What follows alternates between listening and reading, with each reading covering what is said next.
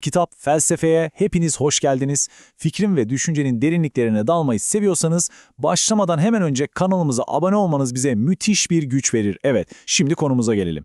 Şöyle bir düşünün. Hayvanlar alemine baktığımızda her canlı kendi ortamı için neredeyse kusursuz bir donanıma sahip. Biz insanlar ise sanki doğa tarafından biraz yarım bırakılmış gibiyiz. İşte bugün Alman filozof Arnold Galen'ın o kışkırtıcı düşünce dünyasına girerek insan olmanın bu temel çelişkisini ve bu büyük eksikliğin nasıl bizim en büyük gücümüz haline geldiğini hep birlikte anlamaya çalışacağız. İşte Gehle'nin bütün felsefesini ateşleyen soru tam olarak bu. Gerçekten de ne bir aslanın pençelerine sahibiz ne de bir kaplumbağanın zırhına. Bize tehlike anında ne yapacağımızı söyleyen sarsılmaz içgüdülerle de doğmuyoruz. Peki o zaman nasıl oluyor da bu kadar donanımsız, bu kadar çıplak bir varlık gezegenin tartışmasız hakimi haline gelebiliyor? Tamam, o zaman gelin bu meselenin kökenine inelim. Gehlen, insan anlamak için bize alışılmışın çok dışında radikal bir başlangıç noktası sunuyor. Diyor ki, kendinizi anlamak için güçlü yanlarınıza, beyninize, aklınıza bakmayı bir anlığına bırakın. Asıl cevap tam tersine doğadaki o temel eksikliklerinizde gizli. İşte Gehl'in teorisinin kilit taşı bu kelime, Mengelwesen, yani eksik varlık. Ona göre insan, doğanın tamamlanmamış, sanki atölyede unutulmuş bir projesi gibi. Diğer bütün hayvanlarla karşılaştırıldığımızda bizler dünyaya adeta hazırlıksız, savunmasız, çıplak bir şekilde fırlatılıyoruz. Şimdi bakın, bu karşılaştırma Gehle'nin ne demek istediğini çok net ortaya koyuyor. Bir kutup ayısını düşünün, o kalın kürkü onu kendi özel çevresine, yani Almanca tabiriyle Umwelt'ine mükemmel bir şekilde bağlar. Ama o kürkle çölde yaşayamaz. Bizde ise böyle bir özelleşme yok. İşte Gehlen buna Weltoffen, yani dünyaya açık olmak diyor. Bu açıklık bir yandan evet bizi inanılmaz savunmasız kılıyor ama öte yandan bizi tek bir çevreye mahkum olmaktan kurtarıp önümüze sonsuz bir potansiyel seriyor. Gelen'in bu sözü bence fikri mükemmel bir şekilde özetliyor. Yani biz doğanın işte bu dediği bitmiş bir ürün değiliz. Biz sürekli kendini inşa etmek zorunda olan bir projeyiz. Doğamız bize verilmiş hazır bir kader değil, aksine önümüzde duran ve tamamlanması gereken bir görev. Peki madem bu kadar eksiz, bu bir felaket değil mi? İşte hikayenin en heyecanlı kısmına, bu zayıflığın nasıl akıl almaz bir güce dönüştüğüne şimdi geliyoruz. Çünkü Gehlen'e göre o eksikliklerimiz bizim en büyük başarılarımızın asıl motoru. Buradaki mantık zinciri aslında domino taşları gibi. Birinci adım.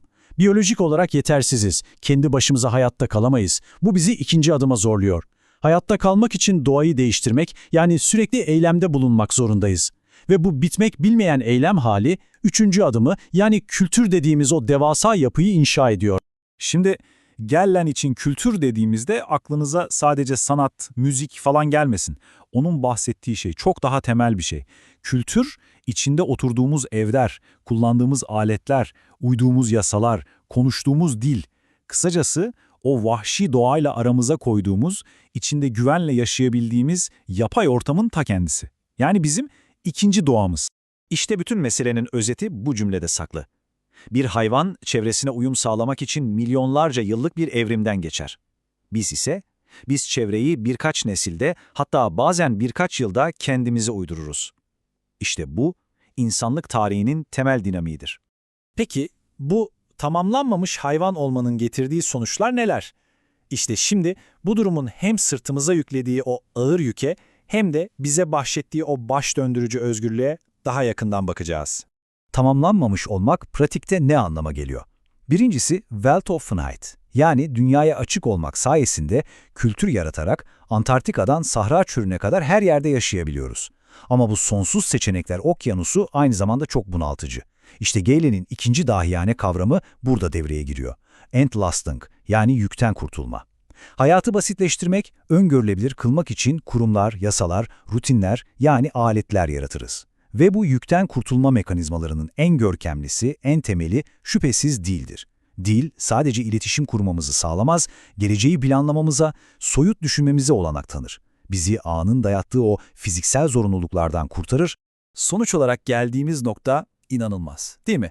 Bizi hayatta kalmaya zorlayan o biyolojik eksikliklerimiz aynı zamanda bizi düşünmeye, yaratmaya, medeniyetler kurmayı iten o büyük motorun ta kendisiymiş. Zayıflığımız meğer en büyük gücümüzmüş.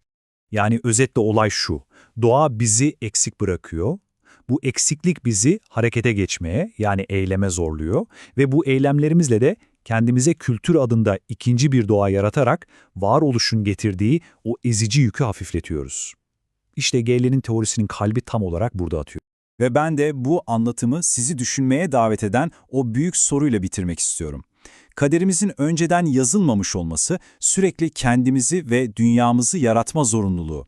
Bu bitmemişlik hali sırtımızdaki bir kambur mu, yoksa bizi uçuran kanatlar mı? Bu sorunun cevabı sanırım her birimizin kendi hayatında gizli.